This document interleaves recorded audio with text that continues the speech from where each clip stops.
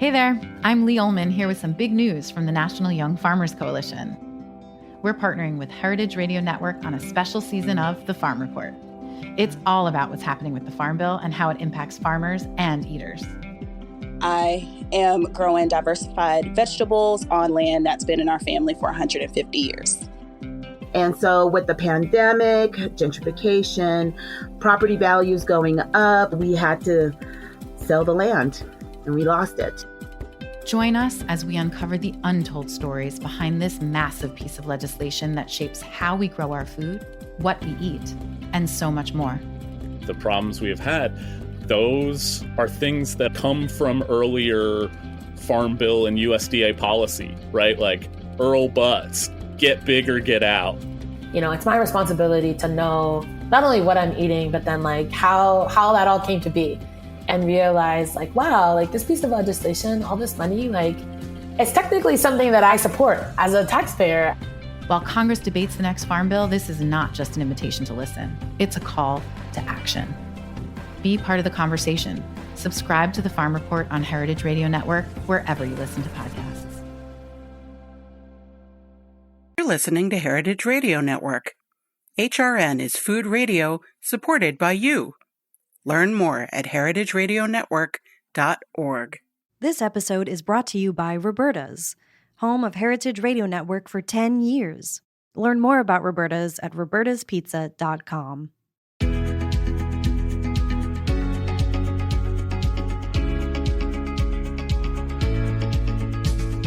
Welcome to Spill and Dish, a new podcast from the Specialty Food Association. Founded in 1952, SFA is the leading trade association and source of information about the $175 billion specialty food industry. We champion the food producers, retailers, and other buyers who make up the specialty food world. If you want to know more about membership, visit specialtyfood.com. While on the site, check out our new Maker Prep course, a 12-step online program that will teach you how to take your specialty food product to the next level. In each podcast episode, we want to share the stories behind the products made and sold by our members who are helping to shape the future of food. You can listen and discover the inspiration, recipe, craft, culture, ingredients, and production methods that help answer the question, what makes specialty food special? I'm today's host, George Hajar, Associate Editor at SFA. We're excited to bring you today's episode and so happy to be working with Heritage Radio Network, a nonprofit podcast network covering the world of food, drink, and agriculture, and expanding the way eaters think about food. We are joined today by two guests, Angela Kmeck and Jessica Amel, two sisters leading the second generation of Janet's Finest, a specialty food brand focusing on compotes that incorporate spicy jalapenos into sweet, fruity spreads. The family company sells in multiple channels, including retail and online, and customizes their selection for corporate gifts, weddings, and more. Welcome. We're so excited to have you on the show. Thanks. We're so glad to be here. So let's dive right into it. Can you tell us a little bit about the brand? Yeah, we have 8 flavors of berry and jalapeno compotes, and all of our recipes are our mom's. It's pretty great. She made all of the recipes when we were growing up, and we're the sister team running the compote business that she started now. And our compotes are made to pair with specialty cheese and charcuterie. So we're really proud to be women-owned and proud that our moms started this. That's amazing. And do you have any favorite product? Yeah, actually, I'd say we both probably have different favorites. Our best seller is raspberry jalapeno, but I really like the cranberry jalapeno, which we're kind of past the holiday season, but it's really good anytime. It's just funny because I didn't really like cranberries growing up. But there's something about adding the spice to it and making it, I don't know, when you have the canned cranberry sauce, it's just sort of like this gelatinous thing that comes out of a can and it's on your Thanksgiving table. And I'm not sure where our mom came up with this recipe other than her mind and her stock pot, but it's just really flavorful. So that's my favorite. And I'd say that my favorite is actually on the other end of seasonality. I love summer. It's my favorite season. It's so joyous and filled with entertaining and getting together with people. So mango just really speaks to me in that way. It's really sweet It pairs wonderfully with goat cheese, which I love, all the different flavors and in ways that you can pair cheese and brie with the mango is delightful every time. It's easy entertaining for sure. Yeah, that's great. And so you were saying that your mom had come up with all of the recipes in the in the beginning of the company or in the founding of the company. Is there any sort of recipe creation that goes on now, or is it those staple items? Yeah, that's a good question. Right now, we've just been sticking with the recipes that she has. So we have the 8 flavors. Mm-hmm. Maybe eventually we'll do more. We're still establishing our brand, and so keeping it kind of the same is good Mm-hmm. for us. But on the other hand, like we would love to collaborate maybe with a, compote flavored cheese someday, Mm-hmm. a cheese maker or something like that. So, I mean, we're open to doing those things for sure in the future. Yeah, that's always great to hear. I feel like the specialty food industry is always so community based, so it's great to be willing and open to tap into that. Yeah, so your branding actually also speaks to this importance of community and coming together to have these like special food moments. Can you talk a little bit about why community is so important to your products? I think that 2020 and the pandemic really shaped the way we've emerged as a brand in a few different ways. Um, and one of those is that the way that we gather and enjoy each other now, I think, is much more meaningful than it was before the pandemic. Um, and we really take a lot of joy of being a part of that with our food and the specialty food industry. Being a part of that is really meaningful for us. Yeah, so how was taking the reins after your mother retired? How was that process, Angela? Yeah, it's hard. We realized how much she was doing when we were growing up that we didn't really understand when we were younger, as she was building her business. But it's also really amazing. It's a goal of ours to carry on her legacy that she started with this business.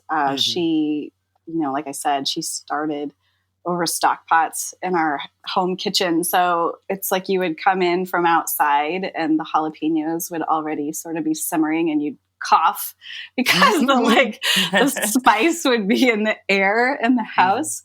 But then as soon as she added the whole berries, the sweetness would come in. So there's also like a familiarity to the compotes for us. And she always ran her business with such humility. She's from the Midwest and she's got that kindness and that humbleness and that can-do attitude. And I think we still learn a lot of that from her, and we take that from her. And she's retired now and enjoying that, which is great. But building that legacy and keeping it going is great. One thing that happened this week, her compotes are finally on the shelves at her grocery store this week, which is amazing. Like the store she shops in, and that feels really good. Yeah, that must feel so magical. Yeah. Jessica, do you have any advice for makers who are also transitioning leadership between generations? That's a good question. We have such a supportive mother. It really was a cool transition because she was able to be a part of it with us as we were trying to sort of figure it out. And even to this day, multiple times a week, we call her up like, what did you do in this situation? Or, what do you think about this? And it's really, really rewarding to share that with her. And so I would encourage anybody that's going through that transition just to kind of to appreciate that closeness that you can have through that process. And So I see that you both came into the company after working outside of the food industry. Do you feel that either of you have picked up any skills that made leading a specialty food business easier? Oh, yeah, definitely. We both have really multifaceted backgrounds. Like I have a background in children's media and nonprofit, corporate. Jessica has a background in product development, which was really multifaceted as well, with marketing and logistics. And I don't know, am I speaking enough to that, Jessica? Yeah. Okay, cool. So we're really comfortable wearing a lot of hats, which we discovered really quickly is absolutely necessary in the specialty food industry. And I would say our experience always lends well to what we're trying to do. Every now and then there's something where it's like, have you ever done that? No, I haven't. Have you ever done that? No, I haven't. So now we actually have to figure it out and do that. But a lot of times when we're doing something new for the business, one of us has already done it in our career at some point. So that's the benefit of having, started in the specialty food business later in our careers, or mid-career, I guess you would say. But we're also lucky there's two of us. A lot of people start out on their own. And I think that we are so lucky that we get to work together as sisters because we know each other really well. And our personalities are actually really different if you know us, and our skill sets are really different. And that just brings a lot of strength to the business operation. Anything you'd like to add, Jessica? No, I thought that was perfect. It is tremendously rewarding to go through this journey with Angela.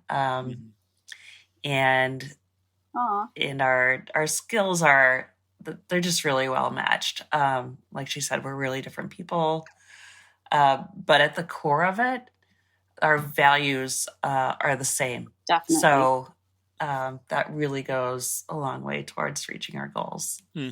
And do you feel that that's also reflected in the brand? Yeah. Yeah, actually, when we did our branding and we rebranded, when we took over, we renamed the business after our mom. Felt like that was the right thing to do at that time. And we took a lot of time to go through our branding. And one piece of that is that we realized, we're women and our mom is a woman. And we decided it's okay to be unapologetically feminine and who we are, because it's who we are. And, a lot of our buyers are women also. Not to say that we're good with everybody, but it's just part of who we are. And part of our logo is this bird, and I'll tell the story about it really quick because I think it kind of relates. That the bird represents a farming heritage of our family for us. There are birds in these pin oak trees. If you can imagine southern Missouri, it's all farms. And there are pin oak trees that line our extended family's farm down there. And our great grandmother, which is our mom's grandma, raised her kids alone in that area during the Great Depression. And they really lived off the land. And quite honestly, it wasn't even their land. They didn't own any land at that time. And they worked really hard, and they were really grateful for every meal, that they had, that they sat down together.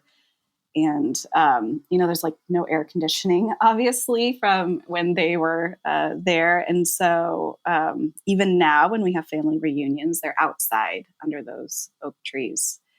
And that's something we like to keep at the forefront of our minds, the legacy of strong women that we come from. And that bird just represents that legacy and that farming heritage for us. Yeah, thank you for sharing that story. That feels really important to your brand and important to your mission too. Yeah, definitely. Yeah. So as women working in the specialty food industry, you had mentioned before being proud of being a women-owned business. Do you feel that there's something that the industry should be doing better to help support women, and especially women leading businesses? I think what I would add is that, the specialty food industry and the SFA in general has been so foundational for us. And just taking the women-owned business part out of it, I think that it's such a supportive community. We went to the basics class in San Francisco in 2019 at the Fancy Food Show, and it really was so great for us. There were so many questions we had about how do you start and succeed in this business, and so many of those questions were answered. We were just blown away by all the information that we gathered. The networking we had had opportunity to be a part of, the materials we were given. We even now we go back. I mean, last week I went back and looked at the materials that we got at that basics class, and I, and we really appreciate that. It's been such a great resource for us. Oh, thank you. It's great to hear these stories. So what has been the biggest surprise about getting in the specialty food industry? Do you feel it's closely aligned to what you were saying before, or do you feel there is another surprise? Yeah, no, I think the biggest surprise has been the collaboration. And, I think for us, though we're a jam product, we are a cheese pairing. And so we can't say enough about the specialty cheese subset too of the specialty food industry, who are so supportive of each other and the products that round them out, like ours, or the crackers or the honey, the charcuterie. We have so many great relationships with other makers and other brands that have come, just in the last few years. And we're so grateful for those. It's those that when you're having a hard day and you feel alone, or like you just feel like it's really hard. And, are we going to keep doing this? Yes, we're going to keep doing this. How are we going to keep doing this? You kind of connect with those people and those relationships with other brands. So, that piece was like invaluable. And also being able to sort of experience that empathy too. Other people are going through it. They're in the same situation as you. Yeah, that's really nice. Yeah. Can you speak a little bit about those obstacles, those times where you felt this might be a little bit more difficult, and what you did to grow the business to what it is now? Yeah. I think I'll start. Do it. I'll start by talking about 2020, and I think I'll throw this over to Angela at some point. But as we all know, 2020 was such a dynamic year for really all businesses, but small businesses as well. And we had rebranded. We were set to expand. We were super excited about the year. And as we know how it all unfolded, was really different than what we thought. And we're really big believers in the motto of plan your work and work your plan. So we started out in January with plan A. We probably ended the year with like plan T. Who knows? We ran into all kinds of obstacles, as everybody did, with sourcing and, the economy and just everything involved. But it really gave us a chance to step back and assess sort of like this emerging trend of charcuterie and cheese boards that we saw growing on social media. I think that's something that, social media was such a big way of connecting during that year. And we had a really positive experience with that. And I'll let Angela say a little bit more about that. Yeah.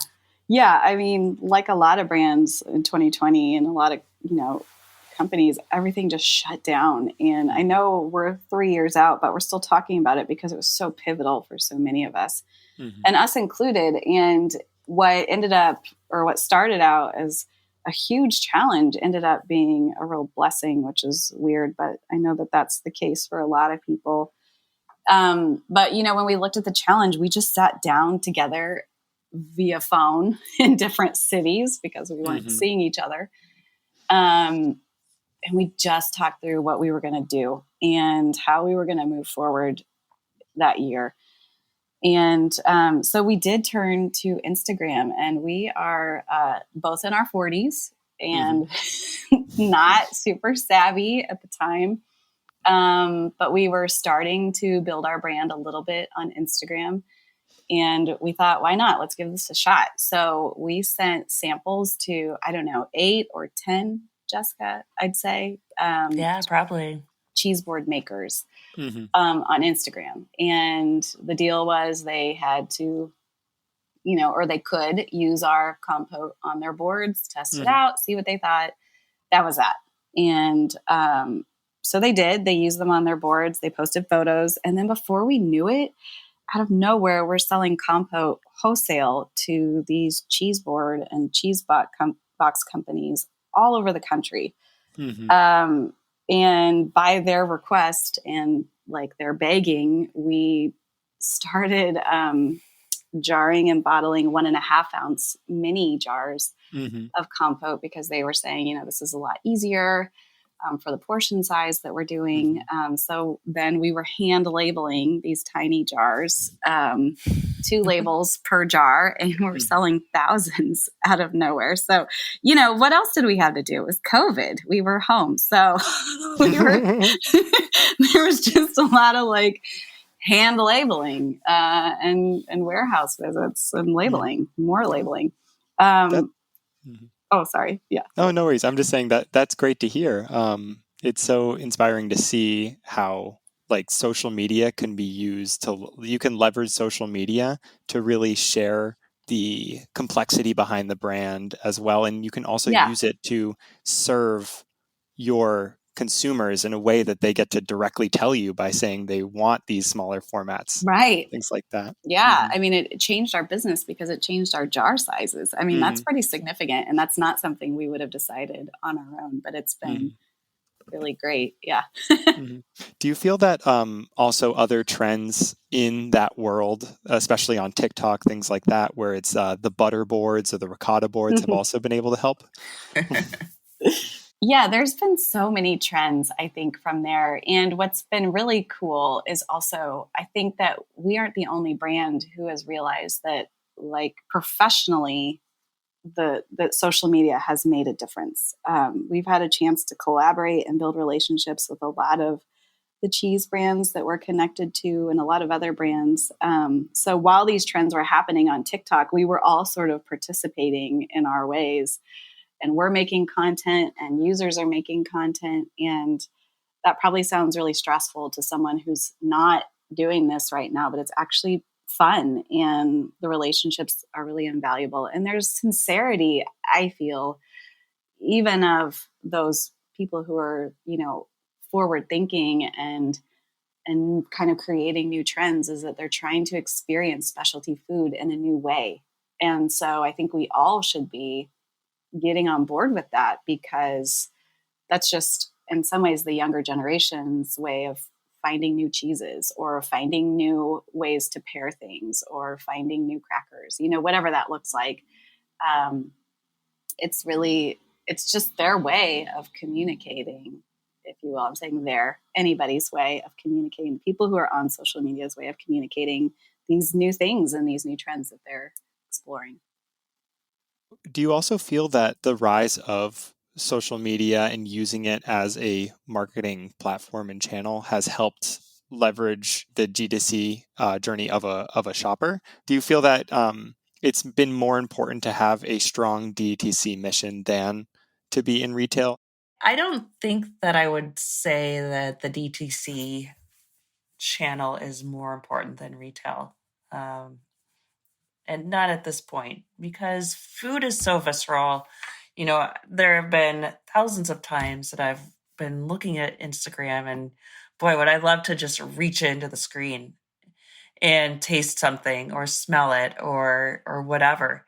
And so that's really the limitation you have when you talk about social media. And while it's beautiful to see things, it's wonderful to walk into a specialty grocery store and walk up to the cheese counter. It's just fun and magical. And it's to talk to a cheesemonger and get a sample or get their take on things is still relevant, and it's still really a great way to try something new or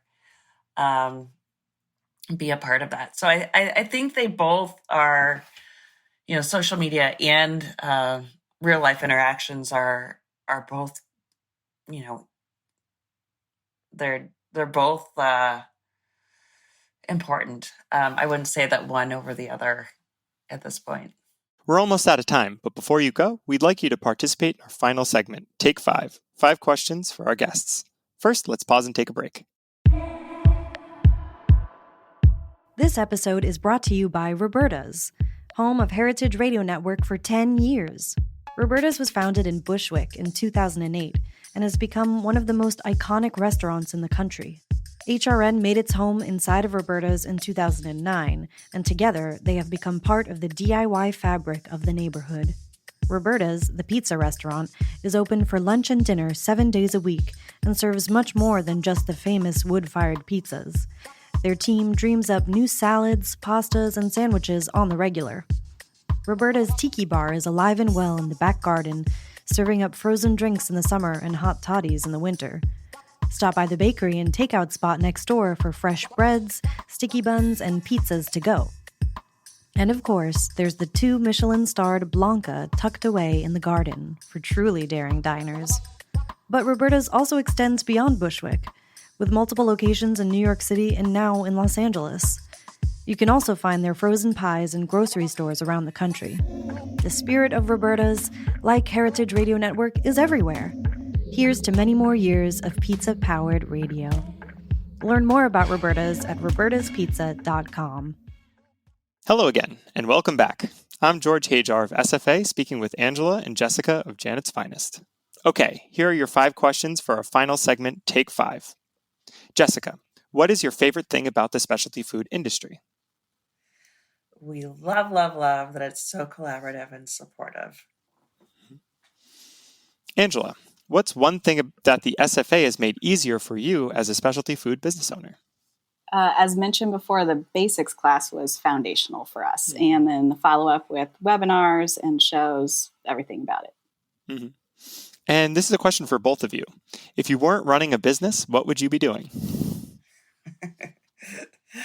I think we'd both love to be retired on a beach. Yes. Especially with the snowfall we're getting in March. Mm-hmm. No, just kidding. We'd probably be running a different business, to be honest with you. Together, probably. Maybe. Maybe. What's one piece of advice you'd give a new food business? I'd say just hold on tight. It's a wild ride, but it's worth it. Mm-hmm. And how do you define specialty food? Look and find the food that is fun.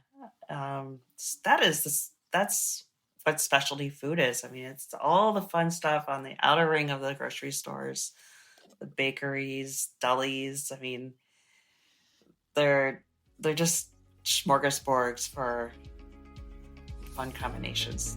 A big thanks to Angela Kmeck and Jessica Amel for joining us today.